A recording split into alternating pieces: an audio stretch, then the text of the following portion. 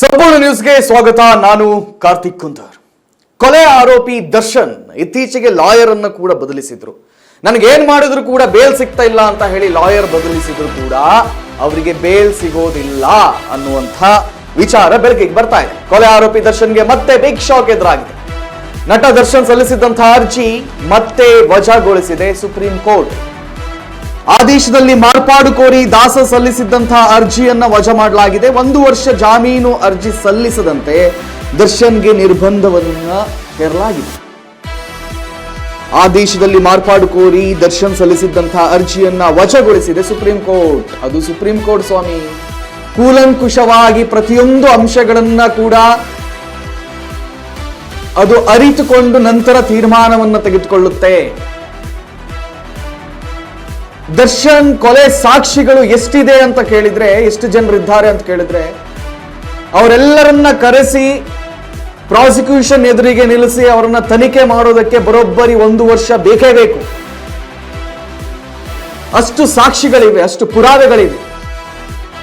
ಬಹುಶಃ ಪೊಲೀಸರು ಈ ದರ್ಶನ್ ಕೇಸಲ್ಲಿ ವಿಚಾರದಲ್ಲಿ ಅದೆಷ್ಟು ಸೂಕ್ಷ್ಮವಾಗಿ ಅದೆಷ್ಟು ಪ್ರಾಂಪ್ಟ್ ಆಗಿ ಅವ್ರು ಕೆಲಸ ಮಾಡಿದ್ದಾರೆ ಅಂತ ಹೇಳಿದ್ರೆ ಬಹುಶಃ ದರ್ಶನ್ ಜೈಲಿಂದ ತಪ್ಪಿಸ್ಕೊಳ್ಳೋದಕ್ಕೆ ಅಥವಾ ಜೈಲು ಶಿಕ್ಷೆಯಿಂದ ತಪ್ಪಿಸ್ಕೊಳ್ಳೋದಕ್ಕೆ ಸಾಧ್ಯನೇ ಇಲ್ಲ.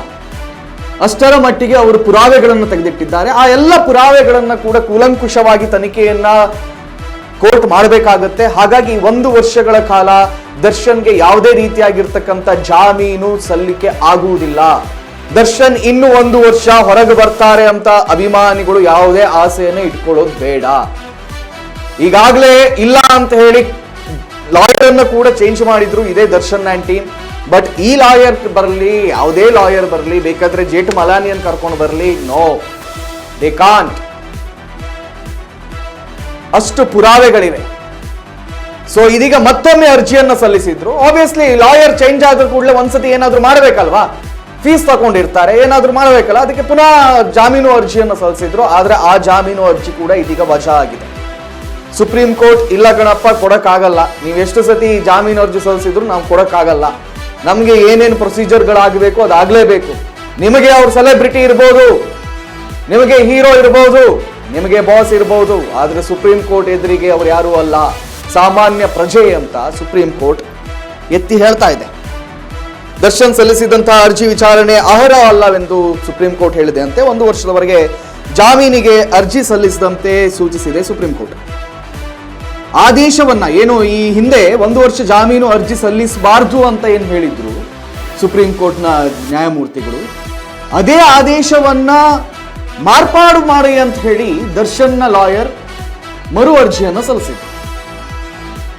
ಸಮಥಿಂಗ್ ಮೊಹಮ್ಮದ್ ಏನು ಬರುತ್ತೆ ಅವರ ಹೆಸರು, ಅದನ್ನ ಇದೀಗ ಸುಪ್ರೀಂ ಕೋರ್ಟ್ ಮತ್ತೆ ವಜಾಗೊಳಿಸಿದೆ ಅಂತೆ. ರೇಣುಕಾ ಸ್ವಾಮಿ ಕೊಲೆ ಪ್ರಕರಣ ನಿಮ್ಗೆಲ್ಲರಿಗೂ ಗೊತ್ತೇ ಇದೆ. 1 ವರ್ಷದ ಹಿಂದೆ ಇಡೀ ರಾಜ್ಯವನ್ನ ನಿಬ್ಬೆರಗಾಗಿಸಿದಂತಹ ಪ್ರಕರಣ ಇದೆ. ರೇಣುಕಾ ಸ್ವಾಮಿ ಅನ್ನುವಂಥ ಓರ್ವ ವ್ಯಕ್ತಿ, ಸಣಕಲು ಜೀವದ ವ್ಯಕ್ತಿ ಹತ್ಯೆಗೀಡಾಗ್ತಾನೆ. ಬರ್ಬರವಾಗಿ ಆತನನ್ನ ಹತ್ಯೆ ಮಾಡಿ ಕಾವಲಿಯ ಪಕ್ಕ ಆತನ ಬಾಡಿಯನ್ನು ಎಸೆದು ಹೋಗ್ತಾರೆ. ಸೊ ಒಂದಿಬ್ರು ವ್ಯಕ್ತಿಗಳು ಬಂದು ಅರೆಸ್ಟ್ ಕೂಡ ಆಗ್ತಾರೆ, ನಾವೇ ಕೊಲೆ ಮಾಡಿದ್ದು ಅಂತ ಹೇಳಿ. ಆ ಲಿಂಕ್ ಬೆಳೆದು ಅದು ದರ್ಶನ್ ವರೆಗೆ ಹೋಗುತ್ತೆ. ನೋಡಿದ್ರೆ ದರ್ಶನ್ ಮತ್ತು ಆತನ ಸಹಚರರು ಪ್ರೀ ಪ್ಲಾನ್ಡ್ ಆಗಿ ಆತನನ್ನ ಕೊಲೆ ಮಾಡಿರ್ತಾರೆ. ದರ್ಶನ್ ಅರೆಸ್ಟ್ ಮಾಡಲಾಗುತ್ತೆ,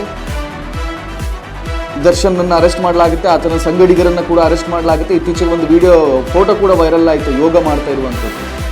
ಸೊ ಇದೀಗ ಸುಪ್ರೀಂ ಕೋರ್ಟ್ ಹೇಳ್ತಾ ಇದೆ, ಹಿಂಗೆ ಯೋಗ ಮಾಡ್ಕೊಂಡೇ ಅಲ್ಲೇ ಇರಿ, ಹೊರಗಡೆ ಬರೋದು ಬೇಡ ಅಂತ ಹೇಳಿ.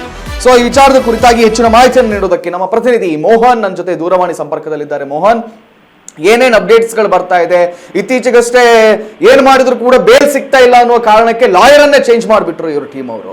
ಈಗ ಹೊಸ ಲಾಯರ್, ಆಬ್ವಿಯಸ್ಲಿ ಅವ್ರು ಬಂದು ಕೂಡಲೇ ಒಂದ್ಸತಿ ಏನಾದ್ರು ಮಾಡಬೇಕಲ್ವಾ, ಅಬ್ಬರಿಸಬೇಕು, ಫೀಸ್ ತಗೊಂಡಿರ್ತಾರೆ, ಮರು ಅರ್ಜಿಯನ್ನು ಸಲ್ಲಿಸಿದ್ದಾರೆ, ಅದನ್ನ ಕೂಡ ಸುಪ್ರೀಂ ಕೋರ್ಟ್ ತಿರಸ್ಕರಿಸಿದೆ ಅಂತೆ. ಏನೇನು ಹೆಚ್ಚಿನ ಮಾಹಿತಿಗಳು ಲಭ್ಯವಾಗ್ತಾ ಇದೆ ಮೋಹನ್? ಏನಂದ್ರೆ ರೇಣುಕಾ ಸ್ವಾಮಿ ಕೊಲೆ ಪ್ರಕರಣದಲ್ಲಿ ಸಾಕ್ಷಿಗಳಿಗೆ ಬೆದರಿಕೆ ಹಾಕಿದ್ದಾರೆ ಅಂತ ಒಂದು ಕಂಪ್ಲೇಂಟ್ ಆಗುತ್ತೆ ಕಾಮಾಕ್ಷಿಪಾಳ್ಯ ಸ್ಟೇಷನ್ ಅಲ್ಲಿ. ಈ ಕಂಪ್ಲೇಂಟ್ ನ ತಗೊಂಡಂತ ಪೊಲೀಸ್ ಅಧಿಕಾರಿಗಳು ಏನಿರ್ತಾರೆ ಆರೋಪಿಗಳು 3 ಜನ ಇರ್ತಾರೆ, ಆ 3 ಜನನನ್ನು ಬಂಧಿಸ್ತಾರೆ.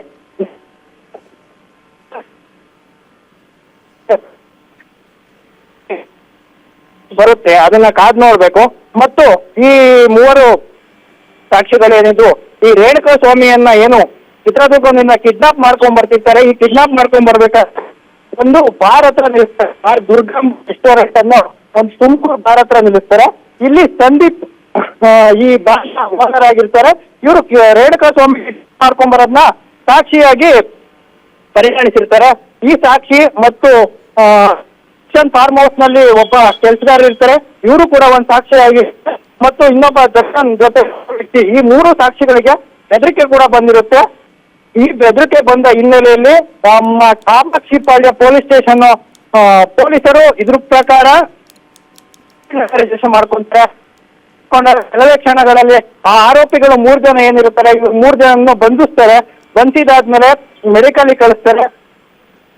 ಆಮೇಲೆ ಈಗ ಕೋರ್ಟ್ಗೆ ಸಬ್ಮಿಟ್ ಮಾಡ್ತಾರೆ. ಕೋರ್ಟ್ ಏನ್ ಹೇಳುತ್ತೆ ಅಂತ ಕಾದ್ ನೋಡ್ಬೇಕಾಗಿದೆ. ಮಾದೇವ್. ಥ್ಯಾಂಕ್ ಯು ಪ್ರಶಾಂತ್ ತಮ್ಮೆಲ್ಲ ಮಾಹಿತಿಗಳಿಗಾಗಿ. ಎಸ್, ಇವಿಷ್ಟು ಆಗಿರುವಂಥದ್ದು. ಜೈಲಿನ ಒಳಗಡೆ ದರ್ಶನ್ ಇದ್ರೆ ಹೊರಗಡೆ ಇವರ ಬಂಟರು ಧಮ್ಕಿಯಂತೆ ಸಾಕ್ಷಿಗಳಿಗೆ ಬೆದರಿಕೆಗಳನ್ನು ಹಾಕುವಂಥದ್ದು. ಇದನ್ನ ಚಾಳಿಗೆ ಬಿದ್ದ ಅಪರಾಧಿಗಳು ಅಂತ ಕರೀತಾರೆ ಇವ್ರನ್ನ. ಅವ್ರಿಗೆ ಚಾಳಿ ಆಗ್ಬಿಟ್ಟಿದೆ ಇಂತಹ ಡೈಲಾಗ್ಗಳು ನೋಡಿಯೋದು, ಯಾರ್ಯಾರನ್ನ ಬೆದರಿಸೋದು, ಪದೇ ಪದೇ ಜೈಲ್ಗೆ ಹೋಗೋದು, ಇದೊಂಥರ ಚಾಳಿ ಅವರಿಗೆಲ್ಲ. ಸೊ ಹಿಂಗೆ ಧಮ್ಕಿಗಳನ್ನೆಲ್ಲ ಹಾಕಿದ್ದಾರಂತೆ. ಸೊ ಅದರ ತನಿಖೆ ಕೂಡ ಇದೀಗ ಆಗ್ತಾ ಇದೆ. ಅದರ ಜೊತೆಯಲ್ಲಿಯೇ ಏನು ಅರ್ಜಿಯನ್ನು ಸಲ್ಲಿಸಿದ್ರು ಅದು ತಿರಸ್ಕೃತವಾಗಿರುವಂಥದ್ದು.